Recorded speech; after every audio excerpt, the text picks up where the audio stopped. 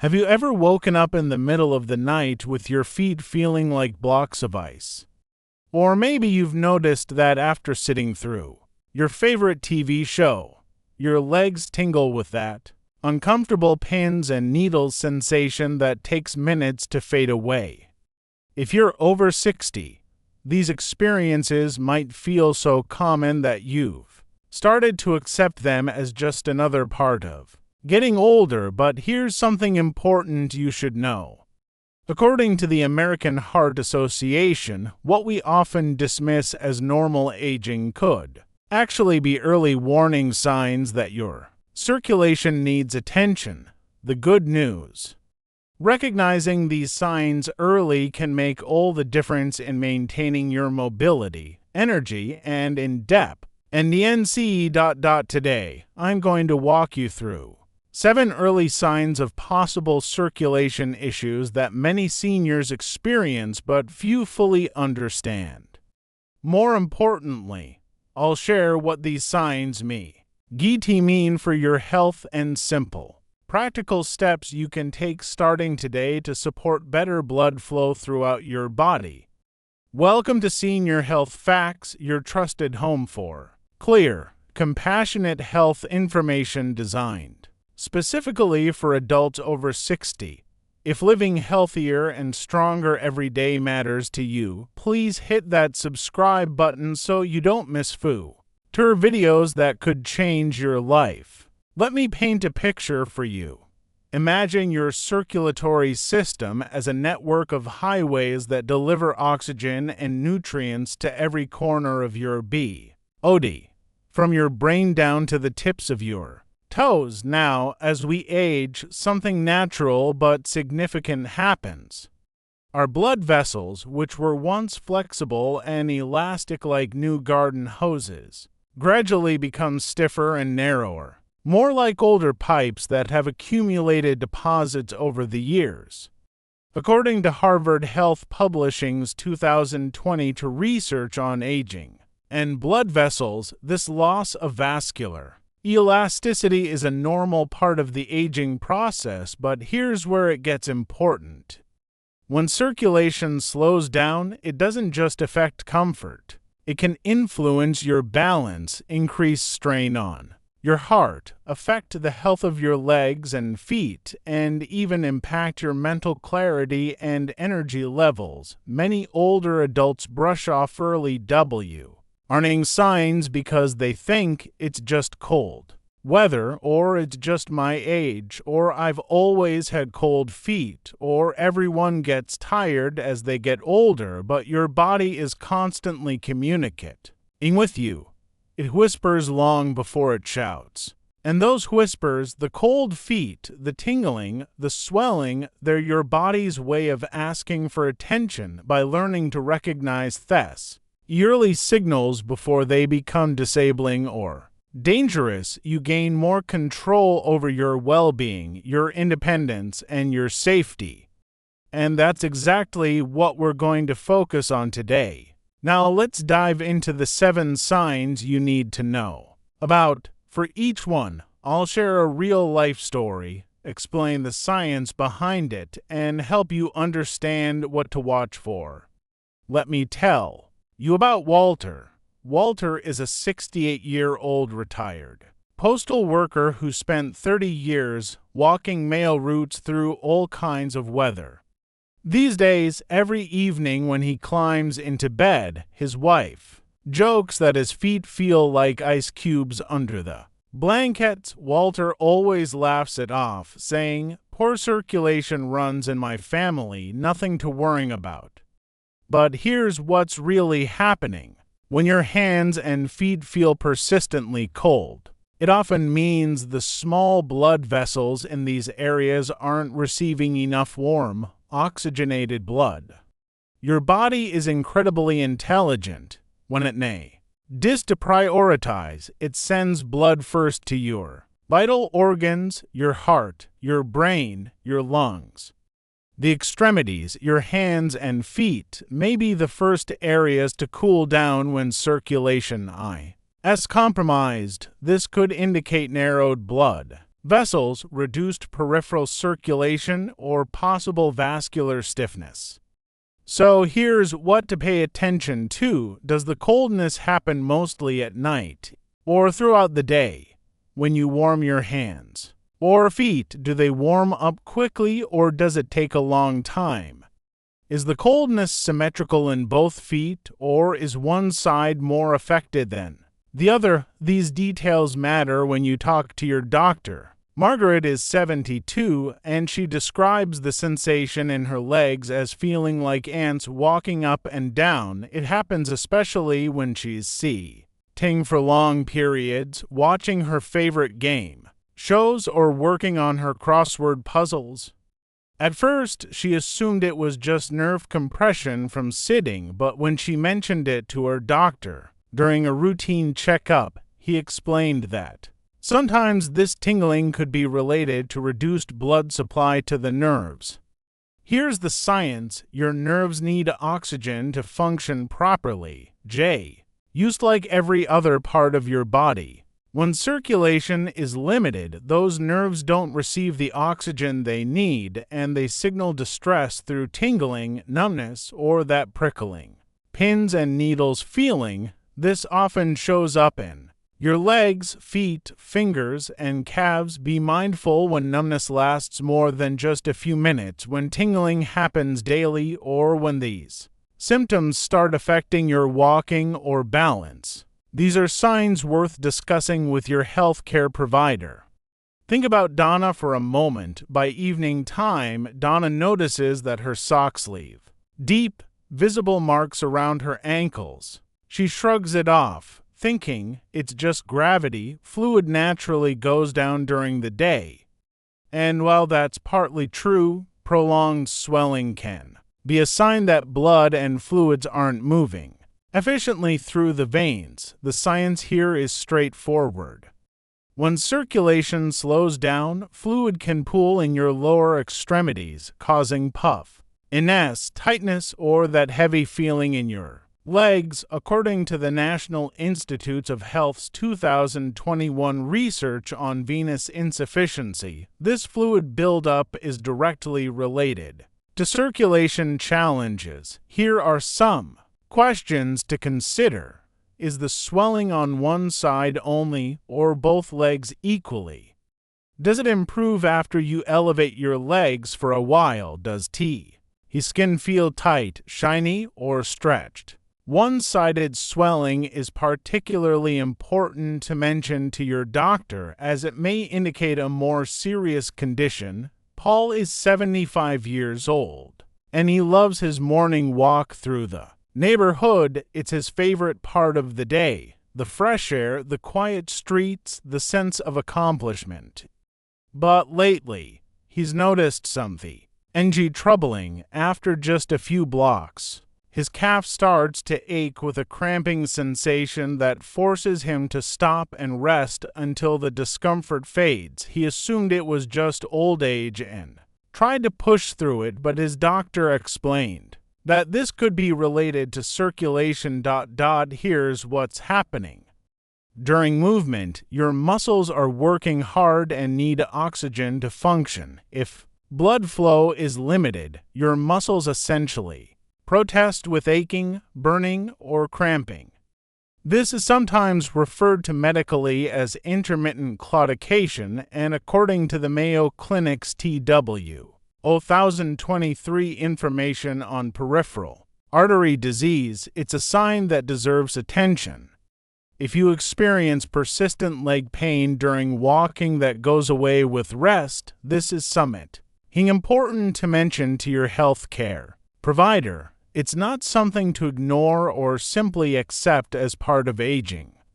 Janet is 67, and she used to absolutely love spending hours in her garden tending to her roses and vegetables. Now, she finds herself needing frequent breaks, feeling drained quickly. Sometimes after just 20 or 30 minutes of light work, she wonders to herself, am I just slowing down with age? Is this normal? The science tells us this Poor circulation can reduce the delivery of oxygen to your muscles and organs, leading to persistent tiredness, sluggishness, or that feeling of just not having your usual energy. Now, not all fatigue is circulation-related. There are many causes of tiredness. But when fatigue appears alongside other circulation symptoms like cold feet or leg swelling, it becomes a pattern worth monitoring. Imagine this scenario. You get a small scratch on your ankle, maybe from bumping into a chair or working in the garden. Normally, a minor scratch like that should heal within a week or so. But a month passes and it's still there, barely improved. This is significant. When blood flow is reduced to an area, healing slows down dramatically because your tissues aren't receiving adequate oxygen and nutrients needed for repair. This is especially important for people with diabetes, people with vein disorders, or anyone with foot pressure issues. Slow healing wounds can lead to more serious complications if not addressed. If you notice cuts or wounds on your legs or feet that aren't healing at a normal pace, bring this to your doctor's attention. Here's something I want you to do tonight. Look at your feet and lower legs in good lighting. Do you notice any pale areas? Any bluish tint? Patchy discoloration? Skin that looks unusually shiny or thin? These color and texture changes can indicate reduced oxygen supply or stagnation of blood in peripheral tissues. Pay attention to pale or bluish skin tone. Shiny, thin skin that seems almost transparent, or even reddish discoloration that gets worse when you're standing. These visual changes are your body's way of showing you what's happening beneath the surface, and their clues worth circulation problems worse. First, sitting for many hours without movement. When you sit still for extended periods, blood pools in your legs. Even if you're enjoying your favorite shows or reading, try to move every 30 to 45 minutes. Second, long-term smoking or a history of heavy smoking. Nicotine tightens blood vessels, making it even harder for blood to flow freely. If you're currently smoking, talk to your doctor about cessation programs. Third, wearing tight socks or using compression without medical guidance. While compression socks can be helpful for some people, using them incorrectly or wearing socks that are too tight can actually restrict blood flow in harmful ways. Always consult your doctor before using compression garments. Fourth, a very salty diet. Excessive salt promotes fluid retention, particularly in your legs, which can worsen swelling and put additional strain on your circulation. Fifth, ignoring leg symptoms because it's just age. This is perhaps the most dangerous habit of all. Dismissing symptoms may delay proper evaluation and treatment when early intervention but make a significant difference. Have you been guilty of any of these habits? If so, don't worry. Awareness is the first step toward positive change. Comment guilty below if and why of these resonated with you, and let's support each other in making better choices. All right, now for the good news, the practical actions you can take right away to support better circulation. I've organized these from very simple daily movements to more comprehensive lifestyle changes. Start with ankle circles while you're sitting. Rotate your ankles clockwise, then counterclockwise 10 times the H direction. Do toe flexing and pointing. Pull your toes toward you, then point them away repeatedly. Stand up every 30 to 45 minutes, even if just for a minute. Try light leg shaking or gentle bouncing to stimulate blood flow. These movements take almost no time and require no special equipment. Elevate your legs slightly in the evening while watching TV. Prop them on a pillow or ottoman. Enjoy warm foot baths, which can help stimulate circulation and feel wonderfully relaxing.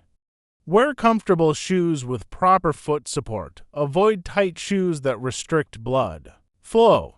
Avoid crossing your legs for long periods, as this can compress blood vessels. Stay hydrated throughout the day. Water helps maintain healthy blood volume and flow. Include foods in your diet that may support vascular health, such as leafy greens, berries, nuts, and fatty fish like salmon. According to nutrition research, these foods contain compounds that support blood vessel health. Engage in moderate walking. Even at a slow, comfortable pace, consistency matters more than speed. Please talk to your healthcare provider if your symptoms increase in frequency, affect your walking ability, affect your sleep, appear only on one side of your body, or happen suddenly. These are signs that warrant professional evaluation. Remember, your doctor is your partner. In maintaining your health, don't hesitate to bring up concerns, even if they seem small. Let me share one more story with you. I want you to meet Margaret again, yes, the same Margaret, who experienced that tingling sensation in her legs. When Margaret first noticed these symptoms, she was 72 and feeling discouraged. She worried she was losing her independence and would soon need help with basic activities, but Margaret decided to take action. She started with small changes: ankle circles every morning, a short walk each afternoon, elevating her legs in the evening. She talked openly with her doctor, who provided guidance and reassurance. Over the next few months, Margaret noticed real improvements. The tingling decreased, her energy returned, she felt more confident and capable. Today, at 75, Margaret still tends her small garden, walks to her local library twice a week, and recently told me, "I'm so glad I didn't just accept that discomfort as inevitable. Taking action gave me back my life." You deserve to feel strong, capable, and confident in your body no matter your age. You deserve to wake up without worrying, to move without pain, to live with energy and purpose. So here's my challenge for you today. Pick just one small change from today's video. Maybe it's doing ankle circles during your morning coffee. Maybe it's taking a 5-minute walk after lunch. Maybe it's finally scheduling that doctor's appointment you've been putting off. Just one change, and if living hilt higher, stronger, and more independently matters too. Please subscribe to Senior Health Facts right now. We're building a community of people over 60 who refuse to accept decline as inevitable, who believe in taking informed action and supporting each other every step of the way. Hit that subscribe button, turn on notifications, and join us on this journey. Let me answer some of the most common questions I receive about circulation. Many people wonder, are cold feet always a sign of circulation problems? Not necessarily. Sometimes cold feet are simply due to temperate, your nerve sensitivity, or inadequate footwear. However, persistently cold feet, especially when accompanied by other symptoms, are worth monitoring and discussing with your doctor. Others ask, can poor circulation actually improve? Yes. In many cases it can, through consistent movement, proper hydration, supportive nutrition, and medical guidance when needed. Many people experience improvement in their circulation. Lifestyle changes can make a meaningful difference in supporting healthy blood flow. Some are concerned and wonder, does poor circulation mean I have heart disease? Not automatically. Poor circulation has many possible causes, and not all of them are related to heart disease. That's exactly why evaluation by a healthcare professional matters, to understand your specific situation. and any underlying causes, people often question, should I start using compression socks? Compression socks can be helpful for some people, but you're not appropriate for everyone. Always consult with your doctor first. Incorrect use of compression garments or using the wrong level of compression can actually make symptoms worse or cause new problems. Another common question is, can walking really help my circulation? Yes, absolutely. Regular gentle walking is one of the best things you can do to support healthy blood flow and strengthen the veins in your legs. Even slow-paced walking, done consistently, can make a significant difference over time. Some ask, is numbness always related to circulation? Not always. Numbness can be vascular, nerve-related, or positional. That's why ongoing numbness should be properly evaluated by a healthcare provider to determine the actual cause. Finally, people want to know, should I be worried if swelling is only on one side? One-sided swelling tends to be more significant than swelling that affects both legs equally.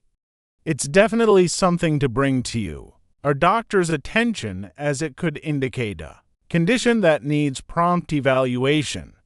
Let me give you a quick reference guide you can save and return to any time. Common signs of poor circulation include cold hands or feet, tingling or numbness, swelling of legs or ankles, leg pain when walking, unexplained fatigue, slow healing wounds on legs or feet, and changes in skin color or texture. Ways to support better circulation include moving every 30 to 45 minutes, practicing gentle leg and ankle exercises, staying well hydrated, wearing comfortable supportive footwear, engaging in moderate walking, and eating nourishing foods that support vascular health. When talking to your doctor, you might say, I've noticed persistent cold feet. Could TH is be related to circulation? Or should I be concerned about numbness in my legs? Or would compression socks be appropriate for my specific condition? Here's a daily routine suggestion based on today's topic. In the morning, start with ankle circles and toe flexing while having your coffee or breakfast. Just 2 minutes to wake up your circulation. At lunch, take a show or tea walk after your meal, even if it's just around your home or yard for 5 minutes. Movement aids digestion and circulation.